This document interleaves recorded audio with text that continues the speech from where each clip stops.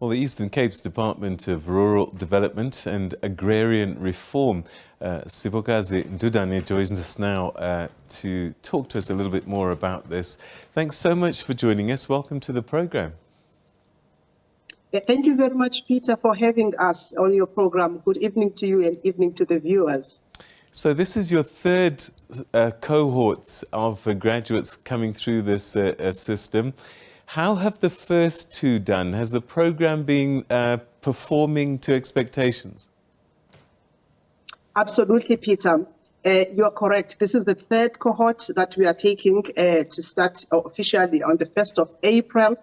The first two cohorts have done exceptionally well. In fact, when we started this with the first cohort, we didn't really focus much on the entrepreneurial part of it. Of course, it was a program that was starting off, it had teething problems, we were learning ourselves from it, but it was focusing much more, the first one, on giving these graduates experiential training, because the program is focusing to students that come from agricultural training institutions and TVET colleges. So they are basically at NQF level 6. And now we find that there's a gap for them to enter the job market, because usually your entry qualifications to become an agricultural advisor, for instance, or an agricultural extension officer, needs an NQF qualification level 7. So basically, the first cohort was trying to focus on how do we then make these unemployed graduates so that they kind of get ready for the job market. So that was the focus for the first one. On the second cohort, we kind of said, what do we do with these graduates once they finish these 2 years? So we started thinking more about the entrepreneurial side of it. And one of the reasons that was making us to drive and go more on the entrepreneurial side of it was the fact that currently, and this is not a South African phenomenon, Peter, it is prevalent throughout the continent, throughout the whole world, that your farming cohort is kind of an aged group, so to say elderly. It's a phenomenon across the whole world. And there's very much few interest or little intake that is coming in terms of younger people joining agriculture. Because every young person, for instance, was seeing agriculture as not really a cool thing to do. So you've kind of had youth disassociating and disintegrating themselves from this sector of agriculture. So we started this program when we were continuing on the second cohort that, hang on, let's focus more on entrepreneurship, because we need the jobs created. We don't want to add to those that are queuing in for the jobs. By the way, the first cohort, a number of them got absorbed by various other enterprises in the agricultural sector. And on the second one, we then focused on how then we bring them and link them to enterprises, link them to funding institutions. In fact, we even ran a competition where we assisted them to develop their business ideas, their concepts. We partnered with institutions like Old Mutual, CEDA, and other institutions.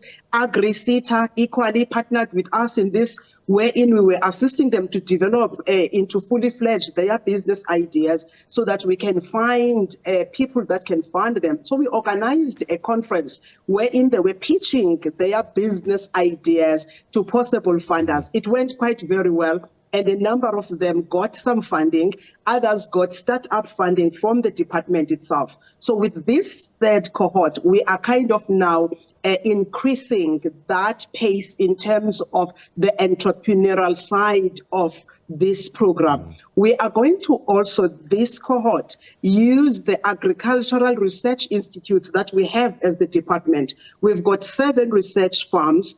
We've got TADI, which is the Solo Agricultural College. We've got the Mpofu Training Center, and we've got the Fort Cox Training College. So we are opening up these places, including the 7 research farms, so that these young graduates can use our own facilities, government-owned facilities, so that they can literally test their ideas, and we incubate them within this space so that they can be ready to make their ideas in business, in agriculture, fully fledged after that.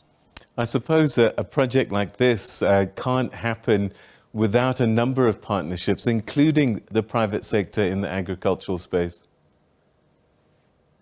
Absolutely. Absolutely, Peter. In fact, this is a national program. I should emphasize that.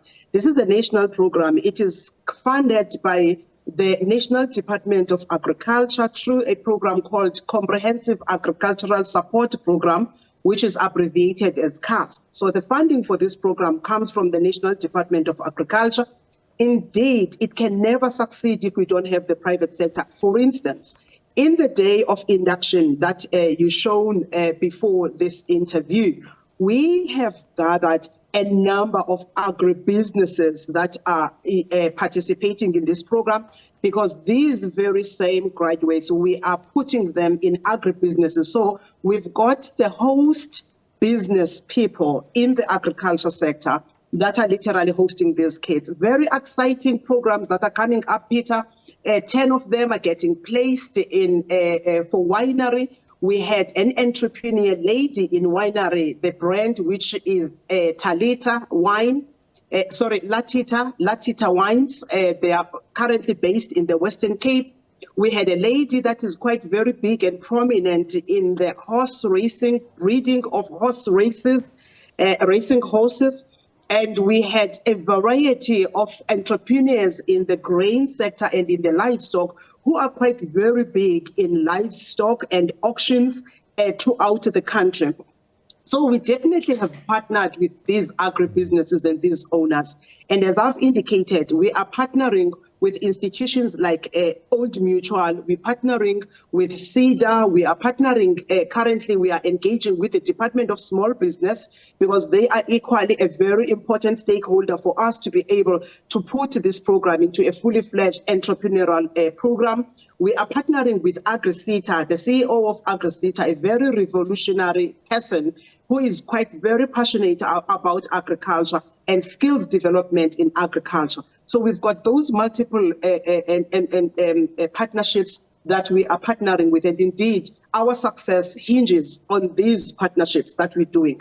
We are quite now extending within the province itself. You may be aware, Peter, that we've got a number of development zones in this province, and in particular, those that are in the special economic zones, like your East London IDZ, and with the Kuga that is based in Gqeberha. So we are quite now engaging with those two, looking at opportunities that should these ideas mature from these young graduates, we further extend the incubation centers beyond the farms and the institutions of the department, so that we kind of place them in these special economic zones so that they can fully test their ideas and so that they can flourish. We have no doubt, Peter, beyond any reasonable doubt, we do not doubt that this program, because we have seen it on the second cohort, as I say, when we started to focus more on entrepreneurship, we have kids that have come out of that program who are now in the space of pharmaceuticals, for instance, in the agri space,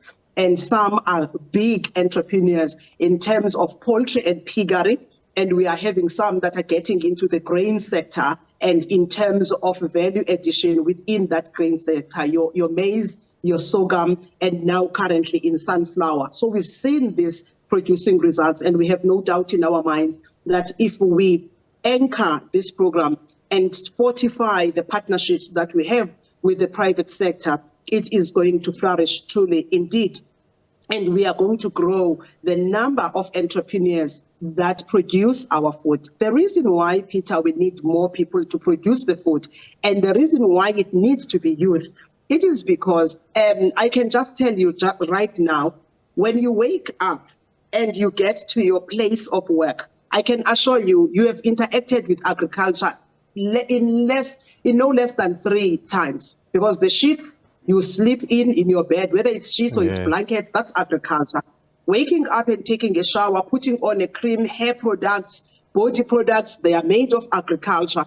Having a meal, you are interacting with agriculture. So definitely, this space of agriculture is quite very important, and we've seen how the president has centralized the issue of agriculture in the State of Nation address, wherein agriculture continues to see a steady growth in terms of sustaining the jobs into and the increase in the GDP contribution of the country. And now we want to zoom that into the province of the Eastern Cape so that we can increase the GDP contribution of this province with its vast lands and massive potential that we have seen over the years. We want to awaken that potential of the Eastern Cape and put in younger people who think better than us, who have more energy than us, and who have got great ideas to innovate and do business in agriculture to grow this sector. Well, we wish you the very best, particularly with this new cohort and an expansion in the future.